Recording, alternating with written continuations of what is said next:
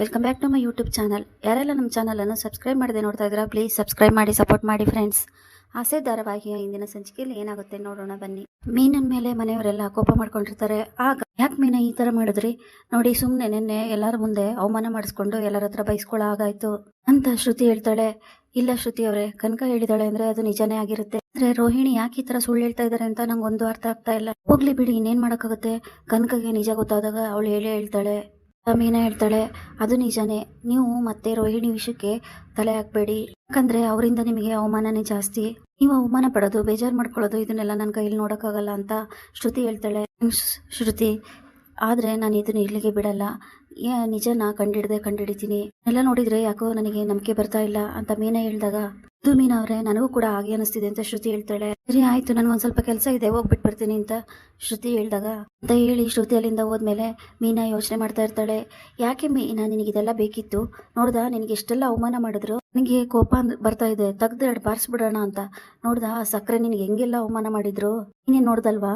ಅವ್ರ ಹತ್ರ ಎಲ್ಲ ಯಾಕೆ ನೀನು ಸುಮ್ಮನೆ ಬೈಸ್ಕೋಬೇಕು ಅಂತ ಸೂರ್ಯ ಹೇಳಿದ ತಕ್ಷಣನೇ ಏನ್ರಿ ಮಾಡೋದು, ನಂಗೆ ಏನ್ ಮಾಡ್ಬೇಕು ಅಂತಾನೆ ಗೊತ್ತಾಗ್ಲಿಲ್ಲ. ನಂಗೆ ಸತ್ಯ ಗೊತ್ತಾದ ತಕ್ಷಣ ಬಂದು ಎಲ್ಲದನ್ನು ನಿಮ್ಮ ಹತ್ರ ಹೇಳ್ಬಿಟ್ಟೆ. ಹೀಗಾಗುತ್ತೆ ಅಂತ ನನಗೇನು ಗೊತ್ತಿತ್ತು, ಆದ್ರೆ ನನಗೆ ಯಾಕೋ ರೋಹಿಣಿ ಹೇಳ್ತಾ ಇರೋದನ್ನ ನಂಬಕ್ಕಾಗ್ತಾ ಇಲ್ಲ. ಏನೋ ತಪ್ಪು ಮಾಡಿ ಅದನ್ನ ಮುಚ್ಚಿಡ್ತಾ ಇದ್ದಾರೆ, ಸುಳ್ಳು ಹೇಳ್ತಾ ಇದ್ದಾರೆ ಅಂತ ನಂಗೆ ಅನಿಸ್ತಾ ಇದೆ ಅಂತ ಮೀನಾ ಹೇಳಿದ ತಕ್ಷಣನೇ ಅವ್ರೇನೋ ಮುಚ್ಚಿಡ್ತಿದ್ದಾರೆ ಅಂತ ನನಗೆ ಅವ್ರಿಗೆ ಮನೆ ಬಂದಾಗಿಂದಾನೇ ಗೊತ್ತು. ಮದುವೆಗೆ ಮುಂಚೆನೆ ನಾನು ಹೇಳಿದ್ದೆ, ಯಾಕೋ ನನಗೆ ಇವ್ರ ಮೇಲೆ ಅನುಮಾನ ಇದೆ ಅಂತ. ಆ ಪೆಂಗೆ ನೋಡಿದ್ರೆ ದೊಡ್ಡ ಮೋಸಗಾರ, ಅವನಿಗೆ ಸಿಕ್ಕಿರೋ ಹೆಂಡ್ತಿ ಇವಳು ಮೋಸಗಾತಿ ಅಂತ ಸೂರ್ಯ ಮೀನಾ ಮಾತಾಡ್ತಾ ಇರ್ತಾರೆ. ಇದನ್ನ ಕೇಳಿಸ್ಕೊಂಡು ಶಾಂತಿ, ಏನ್ರೋ ಮಾತಾಡ್ತಾ ಇದ್ದೀರಾ ಇಬ್ರು, ನೆನ್ನೆ ಬೈದಿ ಸಾಕಾಗಿಲ್ವಾ ನಿಮಗೆ? ಮತ್ತು ನನ್ನ ಸೊಸೆ ಬಗ್ಗೆನೇ ಮಾತಾಡ್ತಿದ್ದೀರಾ? ಅಂಥದ್ದು ಏನಾಗಿದೆ ಅಂತ ಅಂದ್ಬಿಟ್ಟು ನನ್ನ ಸೊಸೆ ಬಗ್ಗೆ ಮಾತಾಡ್ತಾ ಇದ್ದೀರಾ ನೀವಿಬ್ರು? ನಾನು ಸರಿ ಅವಳಿಗೆ ಏನಾದರೂ ಬೈದ್ರೆ ನಾನಂತೂ ಸುಮ್ಮನೆ ಇರೋದಿಲ್ಲ ಅಂತ ಶಾಂತಿ ಕೋಪ ಮಾಡ್ಕೊಂಡು, ನೆನ್ನೆ ತಾನೇ ನಿಮ್ಮಿಬ್ಬರಿಗೂ ಬಾಯಿ ಬಂದಂಗೆ ಬೈದಿದ್ದೀನಿ, ನನ್ನ ಮಗ ಮತ್ತೆ ಸೊಸೆ ವಿಷಯಕ್ಕೆ ಬರಬೇಡಿ ಅಂತ. ನೋಡಿದ್ರೆ ಮತ್ತೆ ಅದು ಇದು ಅಂತ ರೋಹಿಣಿ ಬಗ್ಗೆನೇ ಮಾತಾಡ್ತಾ ಇದ್ದೀರಾ? ರೋಹಿಣಿ ಬಗ್ಗೆ ಮಾತಾಡೋ ಯೋಗ್ಯತೆ ನಿಮ್ಮಿಬ್ಬರಿಗೂ ಇಲ್ಲ. ಇನ್ನೊಂದ್ಸರಿ ಅದು ಇದು ಅನ್ಕೊಂಡು ಗಂಡ ಹೆಂಡ್ತಿ ಕಿವಿ ಚುಚ್ಚಕ್ಕೆ ಅಂತ ಬಂದ್ರೆ ನಾನಂತೂ ಸುಮ್ಮನೆ ಇರೋದಿಲ್ಲ ಅಂತ ಶಾಂತಿ ಹೇಳ್ತಾರೆ. ಹೋಗಿ ಇವ್ರ ಮಾತು ನಂಬ್ಕೊಂಡು ನಾನು ಹೋಗಿ ನನ್ನ ಪಾಪ ನನ್ನ ಬಂಗಾರದಂತ ಸೊಸೆ ಮೇಲೆ ಅನುಮಾನ ಪಟ್ಬಿಟ್ಟೆ. ಪಾಪ ಅದೆಷ್ಟು ಬೇಜಾರು ಮಾಡ್ಕೊಂಡಿದ್ದಾಳು. ನನ್ನ ಸ್ವಂತ ತಾಯಿ ತರ ಅನ್ಕೊಂಡಿದ್ಲು ನನ್ನ ಮಗಳು ರೋಹಿಣಿ, ಆದ್ರೆ ಈ ತರ ಆಗೋಯ್ತಲ್ಲ ಪಾಪ ಅಂತ ರೋಹಿಣಿ ಬಗ್ಗೆ ಬೇಜಾರು ಮಾಡ್ಕೊಂಡು ಅಂತ ಶಾಂತಿ ಹೇಳ್ತಿರ್ಬೇಕಾದ್ರೆ, ಸಕ್ರೆ ಇನ್ನೊಂದ್ ಸ್ವಲ್ಪ ದಿನ ಅಷ್ಟೇ, ಇವತ್ತಿದ್ರು ಸತ್ಯ ಹೊರಗಡೆ ಬರ್ಲೇಬೇಕು. ಇವತ್ ಬಂದಿಲ್ಲ ಅಂದ್ರೆ ಏನಂತೆ, ಮುಂದೆ ಒಂದಿನ ಬಂದೇ ಬರುತ್ತೆ, ಬರ್ತಾ ಇರು ಸಕ್ರೆ ಅಂತ ಹೇಳಿದಾಗ, ಏನ್ ಬರುತ್ತೆ, ಯಾಕೆ ಈ ತರ ಮಾತಾಡ್ತಿದ್ಯಾ? ನೋಡು ಸೂರ್ಯ, ನೀನ್ ಇಷ್ಟ ದಿನ ಹೇಳ್ದಾಗೆ ಹೋಗ್ಲಿ ಬಿಡು ಒಂದ್ ಪಾಪ ಅಂತ ಸುಮ್ನೆ ಇದ್ವಿ, ಆದ್ರೆ ಇನ್ ಮುಂದೆ ಅದೆಲ್ಲ ಸಾಧ್ಯನೇ ಇಲ್ಲ. ಇಷ್ಟ ದಿನ ನನ್ನ ಮಗ ಮನೋಜನ್ ಬಗ್ಗೆನೇ ಮಾತಾಡ್ತಿದ್ದೆ, ಆದ್ರೂ ನಾನು ಸಹಿಸ್ಕೊಂಡಿದ್ದೆ. ಈಗ ನನ್ನ ಸೊಸೆ ರೋಹಿಣಿ ಬಗ್ಗೆನೂ ಮಾತಾಡ್ತಿದ್ಯಾ?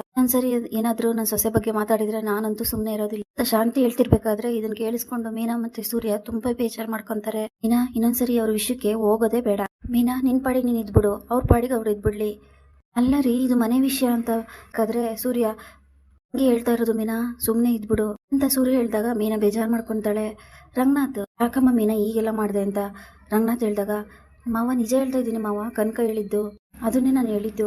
ಈ ತರ ಆಗುತ್ತೆ ಅಂತ ನಂಗೆ ಗೊತ್ತಾಗ್ಲಿಲ್ಲ. ಮೊದಲು ನೀನೆಲ್ಲ ವಿಷಯ ತಿಳ್ಕೊಬೇಕಾಗಿತ್ತಮ್ಮ, ನೀನು ದುಡುಕ್ಬಿಟ್ಟೆ ಅಂತ ನಂಗೆ ಅನಿಸ್ತಿದೆ ಅಂತ ರಂಗನಾಥ್ ಹೇಳ್ತಾರೆ. ಹೌದು ಮಾವ, ನಂಗೂ ಕೂಡ ಈಗ ಹಾಗೆ ಅನಿಸ್ತಿದೆ, ಆದ್ರೆ ಏನ್ ಮಾಡೋದು, ನಾನು ಅವಸರದಲ್ಲಿ ದುಡುಕ್ಬಿಟ್ಟೆ.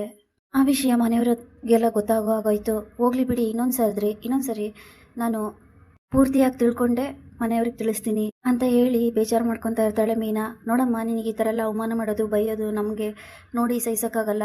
ಇನ್ನೂ ಎಷ್ಟು ಅಂತ ಅವಮಾನ ಸಹಿಸ್ಕೊಂತೀಯಮ್ಮ, ಇನ್ಮೇಲಾದ್ರೂ ನಿನ್ ಪಾಡಿಗೆ ನೀನ್ ಇದ್ಬಿಡು, ಅವ್ರವ್ರ ಕೆಲಸ ಅವ್ರವ್ರೇ ಮಾಡ್ಕೊಂತಾರೆ, ಇಷ್ಟ ಬಂದಿದ್ನ ಅವರೇ ಮಾಡ್ಕೊಂಡು ತಿನ್ಕೊಂತಾರೆ ಅಂತ ರಂಗನಾಥ್ ಹೇಳ್ತಾರೆ. ಹಾಗಲ್ಲ ಮಾವ, ಜಗಳ ಆಯ್ತು ಅಂದ ತಕ್ಷಣ ಮನೇಲಿ ನಾನು ಅಡ್ಗೆ ಮಾಡಲ್ಲ, ಹಾಗೆ ಹೇಗೆ ಅಂದ್ರೆ ಹೇಗೆ? ನನ್ನ ಪಾಲಿಗೆ ಬಂದಿರೋ ಕೆಲಸನ ನಾನು ಮಾಡಿ ಮುಗಿಸ್ತೀನಿ ಅಂತ ಮೀನಾ ಹೇಳ್ತಾಳೆ. ನಿಜವಾಗ್ಲೂ ನಿನ್ ದೇವತೆ ಕಣಮ್ಮ, ಈ ಮನೇಲಿರೋ ರಾಕ್ಷಸರಿಗೆ ನಿನ್ ಬುದ್ಧಿ ಏನು ಅಂತ ಅರ್ಥ ಆಗ್ತಾ ಇಲ್ಲ. ಒಂದಲ್ಲ ಒಂದಿನ ಖಂಡಿತವಾಗ್ಲೂ ನಿನ್ ಬೆಲೆ ಏನು ಅಂತ ತಿಳ್ಕೊಂತಾರೆ, ಆಗ ನಿನಗೆ ಗೌರವ ಕೊಡ್ತಾರೆ. ನೋಡ್ತಾ ಇರೋ ಅಂದಾಗ, ಮಾವ ನಾನು ಯಾರಿಂದನೂ ಗೌರವ ಕೊಡ್ಲಿ ಅಂತ ನಿರೀಕ್ಷೆ ಮಾಡೋದಿಲ್ಲ, ನನ್ನ ಕೆಲಸ ಏನಾಯ್ತೋ ಅದನ್ನ ನೋಡ್ಕೊಂಡು ಬಂದಿದ್ದೀನಿ. ಆದ್ರೆ ಅತ್ತೆ ಮಾತಾಡೋದು ಒಂದೊಂದ್ಸರಿ ಮನ್ಸಿಗೆ ತುಂಬಾ ಬೇಜಾರಾಗುತ್ತೆ, ತುಂಬಾ ಕೀಳಾಗಿ ಅವಮಾನ ಮಾಡಿ ಮಾತಾಡ್ತಾರೆ ಅಂತ ಮೀನಾ ಹೇಳ್ತಿರ್ಬೇಕಾದ್ರೆ ರಂಗನಾಥ್ಗೆ ತುಂಬಾನೇ ಬೇಜಾರಾಗುತ್ತೆ.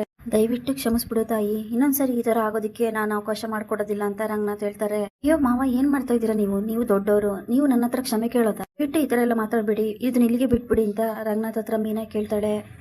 ಅಷ್ಟರಲ್ಲಿ ಶಾಂತಿ ಬಂದು, ಓಹೋ ಚೆನ್ನಾಗಿ ನಾಟಕ ಮಾಡ್ತೀಯಲ್ವಾ, ಯಾರ್ಯಾರ ಹತ್ರ ಯಾವ್ಯಾವ ತರ ನಾಟಕ ಮಾಡ್ಬೇಕು ಅಂತ ನಿನಗೆ ಮತ್ತೆ ನಿನ್ ಗಂಡ ಸೂರ್ಯನ್ಗೆ ಚೆನ್ನಾಗಿ ಗೊತ್ತು, ಎಷ್ಟು ಚೆನ್ನಾಗಿ ನಾಟಕ ಮಾಡ್ತೀರಾ ಇಬ್ರು ಅಂತ ಶಾಂತಿ ಹೇಳ್ತಾರೆ. ಆಗ ಮೀನಾ ಬೇಜಾರು ಮಾಡ್ಕೊಂಡು, ಅತ್ತೆ ಯಾಕೆ ಈ ತರ ಮಾತಾಡ್ತಿದ್ದೀರಾ ಅಂತ ಕೇಳ್ತಾಳೆ. ಇಲ್ಲಿಗೆ ಈ ಸಂಚಿಕೆ ಮುಕ್ತಾಯವಾಗುತ್ತದೆ. Thanks for watching.